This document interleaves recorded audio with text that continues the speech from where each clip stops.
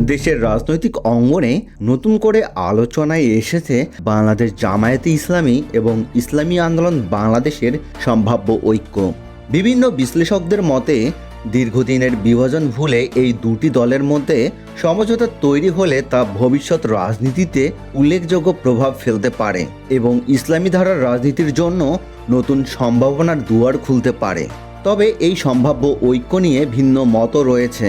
একটি মহল দাবি করছে দল দুটির মধ্যে সমঝোতার পথে কিছু ব্যক্তি ও গোষ্ঠী প্রতিবন্ধকতা সৃষ্টি করছে। আলোচনায় এসেছে মুফতি হাবিবুর রহমান মিসবাহ এবং মুফতি রেজওয়ান রফিকি এর নামও। এদিকে সংশ্লিষ্ট মহল বলছে বাস্তবে কোনো ঐক্য হলে তা কতটা কার্যকর হবে এবং মাঠ পর্যায়ে এর প্রভাব কেমন হবে সেটিই এখন দেখার বিষয়।